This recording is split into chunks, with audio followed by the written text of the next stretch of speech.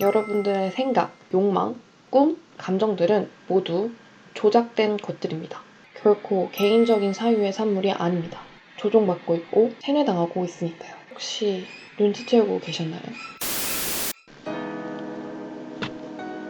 안녕하세요. 북팬TV 엘리입니다.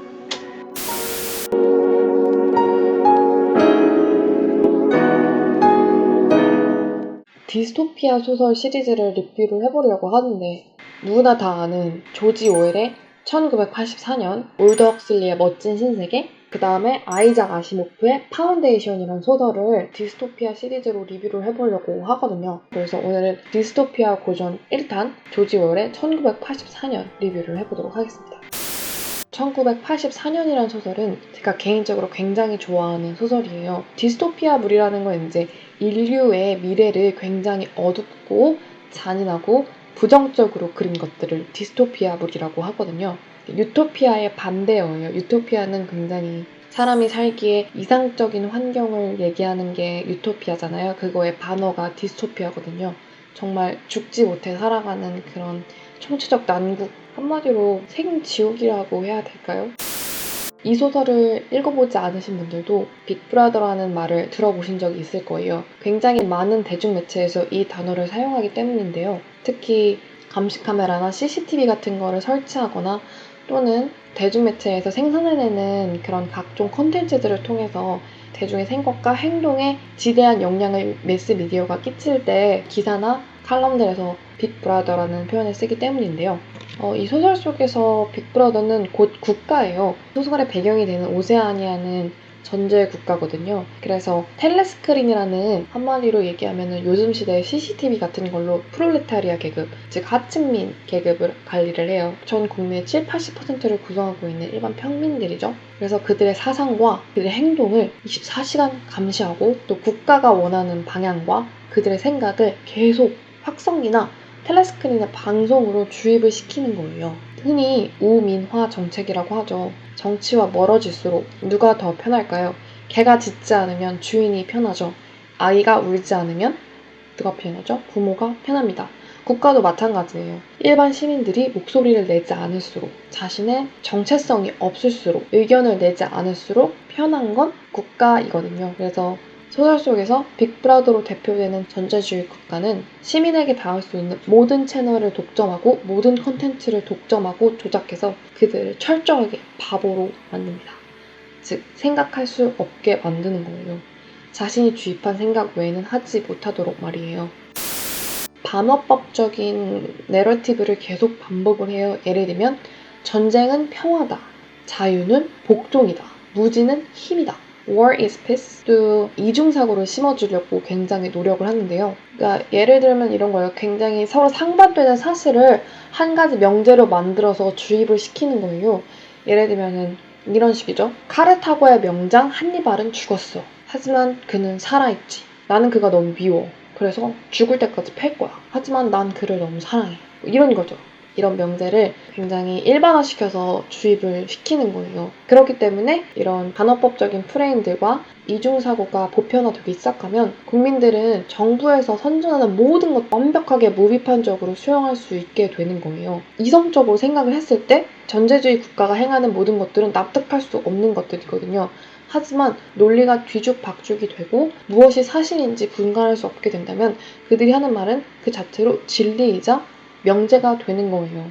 이제는 진실이 힘이 아니라 누가 어떤 위치에서 말을 하냐가 가장 중요한 상황이 되기 때문이죠. 그리고 텔레스크린에서 방송되는 내용을 항상 보면은 이 오세아니아를 벗어난 모든 유라시아 대륙, 다른 대륙들은 모두 적국인 거예요. 마치 엄청난 괴물 같은 나라들로 묘사가 되고 항시 전시책인 거예요. 계속 전쟁 중인 거예요. 왜 조직행동론에 보면 이런 내용이 나와요. 조직 내부의 잡음 없애는 가장 좋은 방법이 뭐냐면 외부에 적을 만드는 거예요. 가장 확실한 적, 단일화된 적. 그렇기 때문에 내부에 있는 사람들은 지금 이 순간의 불합리함, 이 순간의 불편을 참고 일단은 똘똘 뭉쳐야 된다는 동기를 제공하기 때문이거든요. 국가는 아주 이것을 잘 사용하고 있는 거죠. 주인공 윈스턴을 비롯해서 다른 사람들은 정말 국가가 전쟁 중인지 알 수가 없어요. 방송을 통해서만 들을 수 있을 뿐이니까요. 아니면 상봉을 가로지르는 비행기라든지. 주인공 소개가 좀 늦었는데요. 주인공은 윈스턴 스미스예요. 오세아니아의 외부 당원이죠. 그가 근무하는 곳은 진리부 기록국이라는 곳이에요. 기록국에서 그가 하는 일은 뭐냐면 과거의 기사를 조작하는 일을 해요. 그가 하는 작업이 상세하게 묘사가 되는 장면이 나오는데요. 그러니까 과거에 있었던 신문 기사나 책들 있죠. 거기에 나오는 언어를 삭제하거나 줄이는 작업을 해요. 지배계층이 아닌 이들이 생각할 수 있는 단어를 굉장히 축소를 계속 시키는 거예요. 예를 들면은 우리 같은 경우에는 화가 났을 때 그 화가 나는 상태를 묘사할 수 있는 굉장히 많은 묘사 어구가 있어요. 감정이 상했다, 마음이 다쳤다, 빈정이 상했다, 섭섭하다, 뚜껑이 열린다, 이런 식의 다양한 표현 방법이 있잖아요. 이런 걸 굉장히 축소하고 또 축소시키는 거예요. 왜냐면 사람이 쓰는 어휘가 그 사람의 사고에 영향을 끼치거든요. 굉장히 밀접한 상관관계가 있습니다.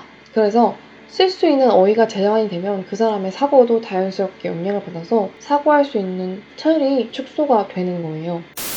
윈스턴은 그냥 평범한 당원이었죠. 그가 반동 분자의 올가미를 쓰게 되는 것은 일기를 쓰게 되면서부터였어요. 제가 줄리아 카메론의 The Artist Way라는 책을 리뷰하면서도 말씀을 드렸는데 매일매일 글을 쓰는 것, 또 자신의 생각을 기록하는 게 정말 굉장한 힘이 있거든요. 윈스턴도 당 체제에 의문을 품게 된 계기는 의심이 드는 부분을 노트에 기록을 하면서부터였어요. 매일매일. 그냥 별거 아니겠지, 대수롭지 않게 넘기면 휘발되는 생각들이요. 차곡차곡 쌓이면 자신만의 논리가 완성이 되고 자신의 생각에 체계가 잡히게 되는 거거든요. 그 순간 불편했던 일, 그 순간 이거 뭐지? 의심이 갔던 일들을 계속 기록하다 보니까 결국 당 체제의 불합리함에 눈을 뜨게 되는 거예요. 계속 어릴 때부터 꾸준히 세뇌를 받아온 사람조차 개인 사고의 힘을 회복할 수 있게 만드는 것, 바로 글쓰기거든요, 사실. 원래 어디나 레지스탕스, 그러니까 현 체제를 전복시키려고 하는 그런 어둠의 형제단 같은 곳이 존재하잖아요. 이 소설 안에서도 투쟁단체인 형제단이라는 곳이 있어서 윈스턴은 오브라이언이라는 내부 당원과 접촉을 통해서 가입을 하고 7년 동안 은밀하게 계속 활동을 하게 되는데요. 나중에 결론적으로 밝혀지는 건 뭐냐면 원래 이런 전제주의 국가에서는 그룹 안에서 서로가 서로를 감시하게 만드는 시스템을 심어놓잖아요. 그러니까 어떻게 보면 자율방임 대원이라고 할까요? 오브라이언은 이 윈스턴이 불순분자다라는 의심을 갖고 무려 7년이나 연극을 한 거예요. 그를 꼬투리를 잡아넣기 위해서요. 그래서 결국 윈스턴은 사상범으로 끌려가게 되고 증발당할 위기에 놓이게 돼요. 여기서 증발이라는 건 그냥 정말 쥐도 새도 모르게 영원히 사라지게 되는 거고 제거되게 되는 거거든요. 하지만 다행히 윈스턴은 정신교정을 제대로 받게 되고요. 이 소설의 마지막은 윈스턴도 결국 세뇌가 당해서 나는 빅브라더를 너무 사랑해, 빅브라더는 완전해, 초점이 풀린 동공으로 되뇌면서 끝나게 되는 디스토피아 소설입니다. 지금은 좀 간단하게 줄거리를 추격해서 말씀을 드렸지만 한번 꼭 시간을 내서 정말 한번 읽어보세요. 왜냐면 소설이니까가 아니라 저는 현실 세계에서도 사실 똑같이 이루어지고 있다고 생각을 하고 있거든요. 우리도 매스미디어의 영향 받잖아요. 우리가 뭔가를 욕망하는 거 TV에서 본 거잖아요. 예를 들어서 어떤 배우가 나와서 이 크롭티를 입으면 당신도 두아리파 같은 멋진 쿨걸이 될 수 있어요 라고 선전을 하는 거예요. 그 배우의 이미지와 상품을 계속 교차시켜서 노출을 하죠. 그럼 그거를 보는 청소년 세대들은 어떻게 될까요? 그 이미지를 욕망하게 되니까, 그러니까 두아리파라는 이미지를 욕망하게 되니까 그 크롭티가 너무 사고 싶은 거예요. 진짜 내가 저것만 입으면 두아리파가 될 수 있을 것 같거든. 엄청 막 되게 비싸 보이는 외제차 안에서 수트를 차려입은 남자가 나와서 이렇게 말하죠. 당신의 품격을 타세요. 이건 바로 당신의 클래스를 보여줍니다. 단칸방에 사는 월급 노동자도 내가 저 외제차만 사면은 막 품격 있는 사람이 될 수 있을 것 같은 환상에 사로잡히게 되잖아요. 어쨌든 우리의 모든 소비 충동 욕구는 다 매스미디어의 산물이잖아요. 마케팅의 산물이고요. 사실 이 소비 욕구뿐 아니라 모든 욕구가 그래요. 내추스 미디어에도 노출되지 않는 것들을 사랑할 수 없어요. 알 수 없으니까요. 지금 그냥 당장 친구 아무나 만나서 얘기를 해보세요. 그래, 맞아. 그거 맞아. 내 생각도 비슷해. 이런 공감 형성대가 왜 될까요?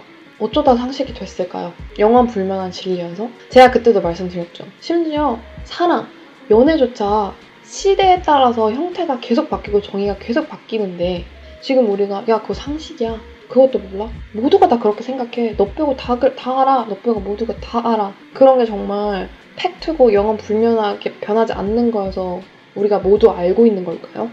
아니면 누군가의 이익을 대변하기 위해 우리가 모두 알게 된 걸까요? 오늘은 여기까지 클립을 찍어보도록 하겠고요. 그러니까 개인적으로 사실 저는 취향인데 디스토피아 소설을 굉장히 좋아해요. 디스토피아 영화, 디스토피아 소설. 전 로맨스 영화도 안 봐요. 로맨스 드라마도 안 보고요. 중학교 때 되게 막 열심히 단편소설 써서 공모전 내고 그랬는데요. 그때도 어떤 소설 썼냐면 스릴러, 추리물. 그래서 제가 중학교 때 진짜 좋아하던 일본인 작가가 미야베 미유키였거든요. 미야베 미유키, 에거스 크리스티. 그런 막 스릴러, 추리, 이런 서스펜스 너무 좋아요. 그래서 나중에 또 클립을 어차피 계속 찍을 거니까요. 나중에는 추리물 시리즈 미야비 유키의 모방본, 에거스 크리스티 ABC 사건 이런 식 뭐 오리엔트 특급 열차 사건 이런 거 있잖아요. 이런 거 팍팍 찍어서 되게 좋아요.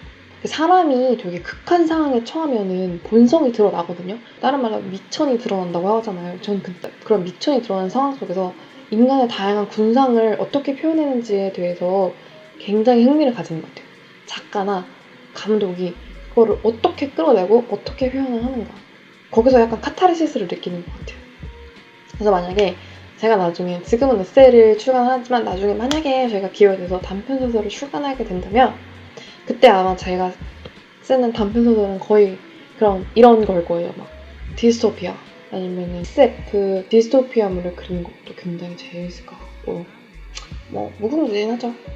제가 이제 구독자 1000명이 되면 스트리밍 방송을 하려고 했는데 이게 지금 컴퓨터 사양이 안 좋은 건지 인터넷이 안 좋은 건지 지금 아까 사실 시범 방송을 하긴 했는데 잘 안 되더라고요. 그래서 혹시 좀 팁이 있을까요? 뭐 댓글 남겨주셔야 되고요. 그리고 저는 여러분이 댓글에 제가 읽었으면 좋겠다고 하는 거 다 저장해놓고 있거든요. 이렇게 해가지고 쭉 캡처해가지고 모아놓고 있어요. 그러니까 댓글로 코멘트로 남겨주세요. 제가 읽었으면 좋겠는 책, 리뷰했으면 좋겠는 책 남겨주시고 고양이들 보고 싶으시죠? 문치야, 이 뱃살 누구 거야? 이 뱃살 누구 거야? 짱짱짱짱짱 싫어?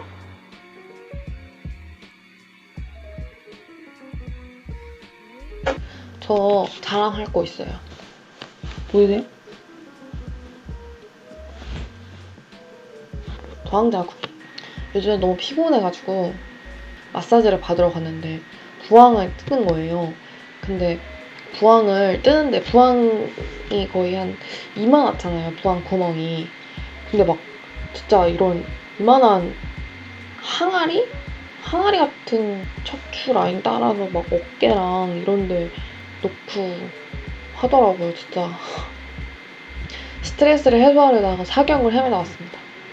네, 오늘도 클립을 시간을 내서 시청해주셔서 정말 감사하고요. 저는 다음에 또 찾아오도록 하겠습니다. 그럼 안녕.